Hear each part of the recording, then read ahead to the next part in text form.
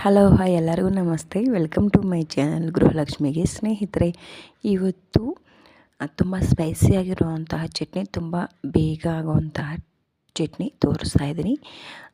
So ನಾವು ಅನೇಕ ವಿಧವಾದ ಚಟ್ನಿಗಳು ಮಾಡ್ಕೊತೀವಿ. ಸೊ ನಾನು ನನ್ನದೇ ಆದ ಸ್ಟೈಲಲ್ಲಿ ಇವತ್ತು ಟೊಮೊಟೊ ಬದನೆಕಾಯಿ ಚಟ್ನಿ ಮಾಡೋದು ತೋರಿಸ್ತಾ ಇದ್ದೀನಿ. ಸೊ ಮೊದಲಿಗೆ ನಾನು ಇಲ್ಲಿ ಒಂದು ಬಾಣಲಿ ತಗೊಂಡ್ಬಿಟ್ಟು ಅದಕ್ಕೆ ಒಣಮೆಣ್ಸಿನ್ಕಾಯಿ ಸ್ವಲ್ಪ ಮತ್ತು ಹಸಿಮೆಣ್ಸಿನ್ಕಾಯಿ ಸ್ವಲ್ಪ ಮತ್ತು ಅದೇ ರೀತಿ ಬೆಳ್ಳುಳ್ಳಿ ಸ್ವಲ್ಪ, ಜೀರಿಗೆ 1 ಟೇಬಲ್ ಸ್ಪೂನ್, ಮೆಂತ್ಯಕಾಳು ಒಂದು 8ರಿಂದ 10 ಇಷ್ಟು ತೊಗೊಂಡಿದ್ದೀನಿ. ಅದ್ರ ಜೊತೆಗೆ ಒಂದೇ ಒಂದು ರೆಂಬೆ ಕರಿಬೇವು ಸೊಪ್ಪನ್ನು ಸಹ ಹಾಕ್ತಾಯಿದ್ದೀನಿ. ಇವಾಗ ಚೆನ್ನಾಗಿ ಫ್ರೈ ಮಾಡ್ತಾಯಿದ್ದೀನಿ. 1-2 ಟೇಬಲ್ ಸ್ಪೂನ್ ಎಣ್ಣೆ ಹಾಕ್ಕೊಂಡು. ಏನಂತಂದರೆ ಸ್ನೇಹಿತರೆ, ಯಾವಾಗಲೂ ಸಾಂಬಾರುಗಳು ತಿಂದು ಬೋರ್ ಆಗಿದ್ದರೆ ನೀವು ಈ ರೀತಿ ಚಟ್ನಿ ರೆಸಿಪಿಗಳು ಮಾಡ್ಕೊಂಡು ತಿನ್ನಿ. ತುಂಬ ಏನೋ ಬಾಯಿಗೆ ರುಚಿಯಾಗಿರುತ್ತೆ. ಮತ್ತು ಮನೆಗೆ ಯಾರಾದರೂ ಜ್ವರ ಬಂದು ಪೇಷಂಟ್ ಆಗಿದ್ದಾರೆ ಅಂತಂದರೆ ಅವ್ರಿಗೆ ಬಾಯಿ ಕೆಟ್ಟಿರುತ್ತೆ. ಆ ಟೈಮಲ್ಲಿ ಈ ರೀತಿ ಚಟ್ನಿಗಳು ಮಾಡಿಕೊಟ್ಟಿದ್ದೆ ಆದರೆ ತುಂಬ ಇಷ್ಟಪಟ್ಟು ಹೊಟ್ಟೆ ತುಂಬ ಊಟ ಮಾಡ್ತಾರೆ. ಸೊ ಅದೆಲ್ಲ ನಾನು ಜಸ್ಟು ಹಸಿ ಸ್ಮೆಲ್ ಹೋಗೋವರೆಗೂ ಕೈ ಆಡಿಸ್ಕೊಂಡು ಮಿಕ್ಸಿ ಜಾರ್ಗೆ ಟ್ರಾನ್ಸ್ಫರ್ ಮಾಡಿಕೊಂಡೆ.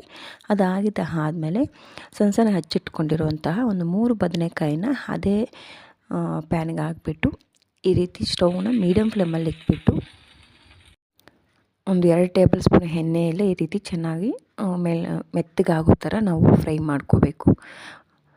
ಸೊ ನನಗೆ ಇವಾಗ ಆಲ್ರೆಡಿ ಇದು ಚೆನ್ನಾಗಿ ಬೆಂದ್ಕೊಂಡ್ಬಿಟ್ಟಿದೆ ಆಯಿಲಲ್ಲೇ. ಮತ್ತು ಅದೇ ಪ್ಯಾನ್ಗೆ ನಾನು ಒಂದು 5ರಿಂದ 6 ಟೊಮೊಟೊನ ಈ ರೀತಿ ಕಟ್ ಮಾಡಿ ಇಟ್ಕೊಂಡು ಅದನ್ನು ಸಹ ನಾನು ಇವಾಗ ಚೆನ್ನಾಗಿ ಫ್ರೈ ಮಾಡ್ಕೊತಾ ಇದ್ದೀನಿ.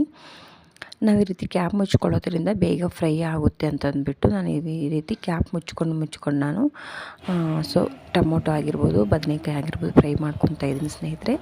ಇದ್ರ ಜೊತೆ ನೀವು ಸ್ವಲ್ಪ ಲೈಟಾಗಿ ಉಪ್ಪನ್ನು ಸೇರಿಸಿದೆ ಆದರೆ ಇನ್ನೂ ಬೇಗ ಫ್ರೈ ಆಗುತ್ತೆ. ಸೊ ಫೈನಲಿ ಟೊಮೊಟೊ ಸಹ ನಾನು ಫ್ರೈ ಮಾಡಿಕೊಂಡು ತಣ್ಣಗಾಗಿದ್ದಾದಮೇಲೆ ಈ ರೀತಿ ಮಿಕ್ಸಿ ಜಾರ್ಗೆ ಟ್ರಾನ್ಸ್ಫರ್ ಮಾಡ್ಕೊತಾ ಇದ್ದೀನಿ.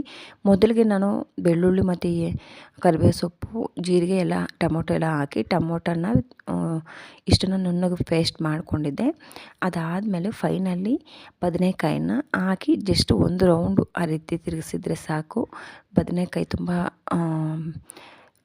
ಫೈನಾಗಿ ಪೇಸ್ಟ್ ಆಗೋದೇನು ಬೇಡ, ತುಂಬ ಚೆನ್ನಾಗಿರುತ್ತೆ. ಅದಾದಮೇಲೆ ಈರುಳ್ಳಿ ಮತ್ತು ಬೆಳ್ಳುಳ್ಳಿ, ಕರಿಬೇವು ಸೊಪ್ಪು, ಜೀರಿಗೆ ಜೊತೆ ಸ್ವಲ್ಪ ಅರಿಶಿನ, ಒಂದು ಸ್ವಲ್ಪ ಚಿಟಿಕೆಯಷ್ಟು ಇಂಗು ಹಾಕ್ಕೊಂಡು ಒಗ್ಗರಣೆ ಕೊಟ್ಕೊಂಡ್ರೆ ಬಿಸಿಯಾಗಿ ಮುದ್ದೆ ಜೊತೆ ಆಗಿರ್ಬೋದು, ಅನ್ನ ಜೊತೆ ಆಗಿರ್ಬೋದು ಸವಿಯಕ್ಕೆ ಕೊಡಿ ಸ್ನೇಹಿತರೆ. ತುಂಬ ಸೂಪರಾಗಿರುತ್ತೆ. ಸ್ಪೈಸಿಯಾಗಿ ಸಹ ಇರುತ್ತೆ, ಟೇಸ್ಟಿಯಾಗಿ ಸಹ ಇರುತ್ತೆ ಸ್ನೇಹಿತರೆ. ಸೊ ಇದು ಇವತ್ತಿನ ನಮ್ಮ ರೆಸಿಪಿ. ನಿಮ್ಮೆಲ್ಲರಿಗೂ ಇಷ್ಟ ಆಗಿದ್ದರೆ ವಿಡಿಯೋಗೆ ಒಂದು ಲೈಕ್ ಕೊಡಿ, ಚಾನಲ್ಗೆ ಸಬ್ಸ್ಕ್ರೈಬ್ ಮಾಡ್ಕೊಂಡು ನೋಡಿ, ಪೂರ್ತಿ ವಿಡಿಯೋ ನೋಡಿ. ನಿಮಗೂ ಈ ವಿಡಿಯೋ ರೆಸಿಪಿ ಮಾಡಬೇಕು ಅಂತ ಇಷ್ಟ ಆಗಿದ್ದರೆ ಖಂಡಿತ ನೀವು ಡೌನ್ಲೋಡ್ ಮಾಡಿಕೊಂಡು ಟ್ರೈ ಮಾಡಿ. ಹೇಗೆ ಬಂದಿದೆ ಅಂತ ಹೇಳ್ಬಿಟ್ಟು ಕೆಳಗಡೆ ಕಮೆಂಟ್ ಬಾಕ್ಸಲ್ಲಿ ತಿಳಿಸ್ಕೊಡಿ. ಫೈನಲಿ ನಾನು ಇಲ್ಲಿ ಸಾಲ್ಟ್ ಹಾಕೋದನ್ನು ಮಾಡ್ತಿದ್ದೆ. ರುಚಿಗೆ ತಕ್ಕಷ್ಟು ಉಪ್ಪನ್ನು ಸೇರಿಸ್ಬಿಟ್ಟು ಮಿಕ್ಸ್ ಮಾಡ್ಕೊತಾ ಇದ್ದೀನಿ.